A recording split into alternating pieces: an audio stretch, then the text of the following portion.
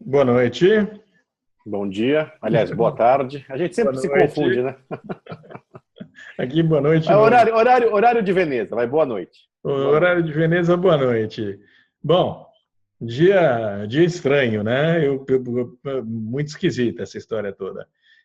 Eu publiquei 25 posts de manhã com uma grande expectativa em relação aos depoimentos dos delatores do Odebrecht.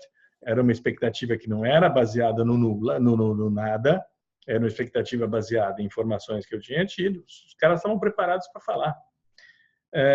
Estranhamente, não se perguntou a eles, por exemplo, ao Emílio Odebrecht, quem era o amigo com quem ele tinha que falar, de vez em quando, para resolver os pepinos da empreiteira. Você faz um depoimento em Curitiba, não pergunta quem é o amigo, num processo sobre Antônio Palotti, o italiano, muito confuso, muito É, estranho. Muito tudo, tudo, tudo muito confuso, tudo muito estranho, você tem toda a razão.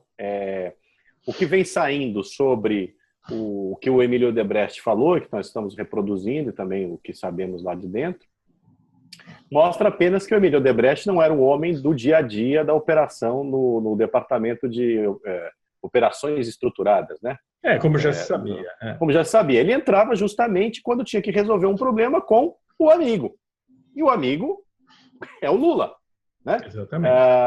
Então, é uma cortina de fumaça. De fato, não terem perguntado sobre o amigo me leva a pensar assim, uma hipótese, que querem deixar a revelação, as revelações mais candentes sobre o Lula, que não são mais revelações, viram um segredo de polichinelo nacional, né?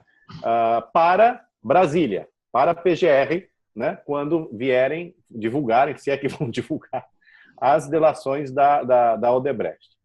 Outra agora, que me ocorreu também, e aí eu não sei, é que citar o Lula agora nesse processo do Palotti, será que os caras estão querendo pôr o Lula integralmente lá em Brasília? É impossível. É Pois impossível. é, Porque mas o triplex tudo bem, é OAS, mas o sítio e o terreno do Instituto Lula, isso tudo é Odebrecht, isso vai para lá. Isso vai pois para lá. é, mas enfim, A eu não. questão, É obviamente, não estranho não terem perguntado. é É estranho não estranho. terem perguntado, porque embora não se trate de um processo contra o Lula, o processo é contra o Marcelo Odebrecht e contra o Antônio Palotti, o Antônio Palotti, e nós sabemos disso, era o administrador da propina do PT, encarregado pelo Lula. Então, você, para processar o Antônio Palotti, você tem que saber quem era o chefe dele. Não, e o Marcelo Odebrecht disse no TSE, certo, Exatamente. que o italiano era o Palotti, Sim. mas que o dinheiro que estava ali não era todo do Palotti. Aliás, era uma pequena parte do Palotti e outra parte era de alguém cujo nome ele havia revelado na delação, Sim. né? E que, enfim, ele É não o citou ali. comandante máximo do Orcrim, a gente sabe do que se trata. Nós sabemos, olha, a gente tem não é que parece maluquice nossa, né? Mas quando você vê o acordo de leniência da Braskem nos Estados Unidos, eles falam claramente, ali tem tudo. Toda essa negociação da propina de 2009, quando Lula era presidente da República e que se fez aquele butim que acabou irrigando a campanha da Dilma Rousseff até 2014, ali tinha o Emílio Odebrecht se reunindo com o Lula, está escrito, obviamente com as senhas deles, mas Brazilian Officer One, né? o Emílio Odebrecht se reuniu com o Lula, falou, Lula, dá um jeito aí, fala com o seu ministro Guido Mantega, ele falou com o Mantega passou o bilhetinho para Alexandrina Alencar com o pedido de 50 milhões, ali em 2009, esse pedido foi entregue, e onde é que entra o italiano aí? O dinheiro foi dividido em três fatias, né? Nós sabemos que uma parte ficou para o italiano, uma parte ficou para o amigo e uma parte foi para o pós-Itália. Então, as coisas estão juntas, é impossível separá-las. Que hoje tenham usado uma estratégia, e eu espero que seja uma estratégia, que não seja o quê? O que a gente pode imaginar? Não, é isso que eu falei, quer dizer, parece impossível, mas veja, do ponto de vista legal brasileiro, que é uma mixórdia, né? Que podem fazer o que querem, né?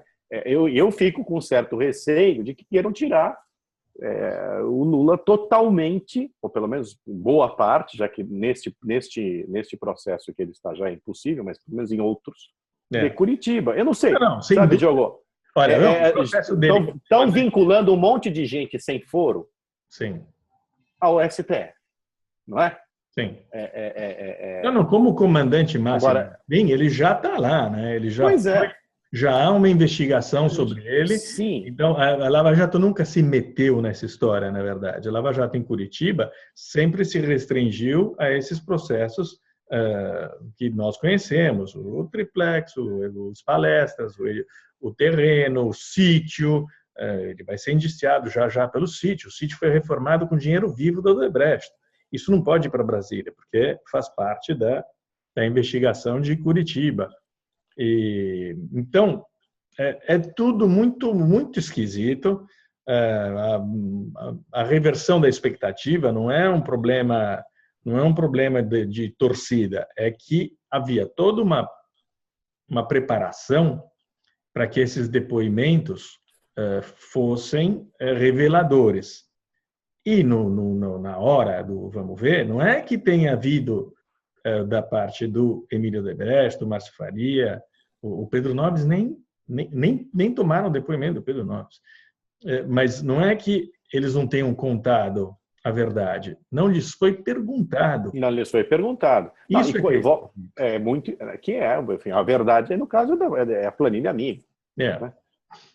Nem os procuradores. Olha, tem assim. Sérgio Moro perguntaram isso daí. Se estão querendo deixar o clímax para Brasília, né? Dá para entender, mas ainda assim não muito, porque se o processo é contra o Palocci e o Marcelo Odebrecht, tudo tem que ser revelado e tudo tem que ser perguntado. Claro. A outra coisa é que pode estar em... Eu acho o seguinte, eu acho que a gente escreveu certo quando pôs ali, olha, luz do sol, isso tudo tem que vir à luz do sol, esses sigilos todos, isso vira um melê, entendeu? Propicia que cresça uma certa desconfiança em relação ao que está sendo feito. Né? No Brasil, a gente sabe que em Brasília tudo pode... sempre existe aquele jeitinho. Claro. Por isso mesmo a nossa expectativa era tão grande. Era tão grande em relação a Curitiba. Em Curitiba, com o juiz Sérgio Moro, e a nossa expectativa era justamente porque não envolvia Brasília, mas obviamente envolveu Brasília também, mas a nossa expectativa era grande porque se tratava de processo em Curitiba. As coisas vão ter de ser reveladas, é óbvio, senão eles não condenam ninguém. Não é que não condenam o Lula, não condenam ninguém. Se essas delações não...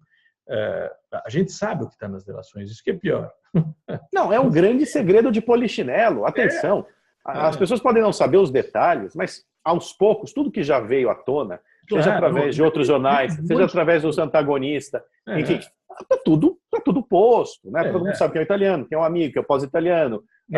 Os valores ainda surpreendem, como surpreenderam quando foi dito ao TSE que o Departamento de Operações Estruturadas do setor da propina da Odebrecht movimentou, ao longo de, 8 anos, 3 bilhões e 390 milhões de dólares. É óbvio que isso ainda é assustador, mas de qualquer maneira, né, a coisa está dada. Não é que, sabe? Não. É bom que os nossos leitores saibam que não é que há uma tentativa de esconder, essa delação não é uma delação, ou os caras da Odebrecht não falaram nada. Não, está tudo lá.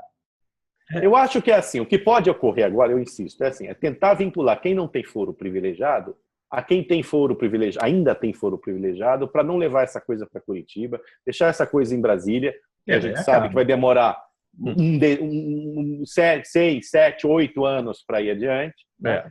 Essa é a questão hoje, né? Me parece. O que é ruim também. Porque é péssimo, mas não pode acontecer nestes casos, tanto que o Antônio Palocci está preso em Curitiba, o Sérgio Cabral está preso no Rio. Mas a gente sabe, você sabe muito bem, que tem gente no TSTF querendo livrar essa gente que está em Curitiba. Né? Até como prova de dizer que, que nós é que temos a força e não a primeira instância. Né? também tem um jogo aí de vaidades no meio, para além de alguns interesses e tudo mais.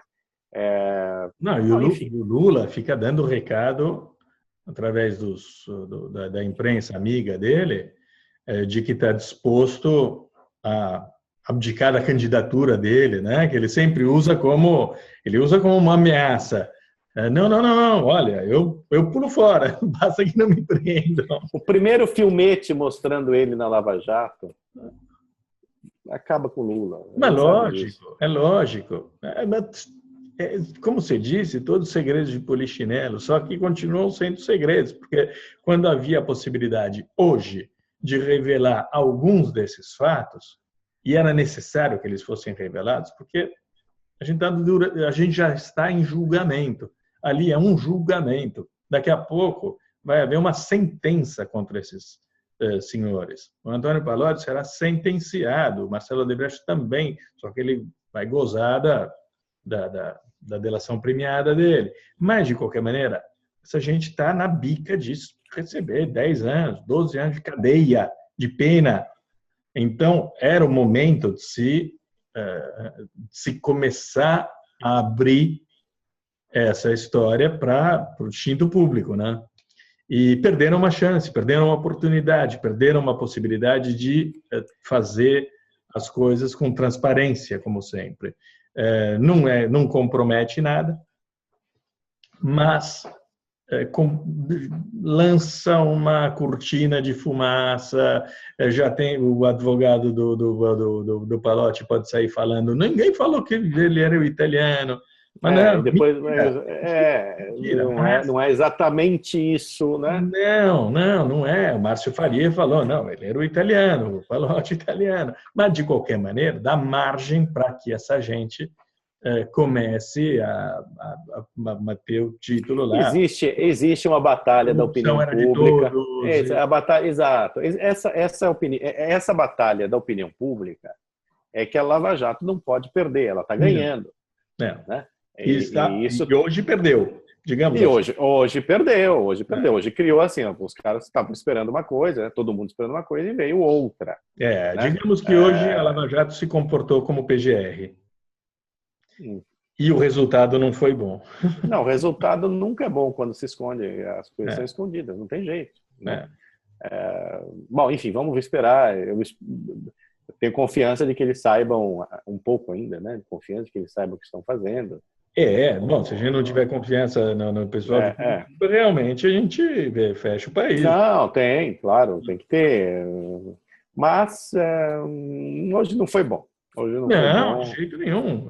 Foi uma. E olha.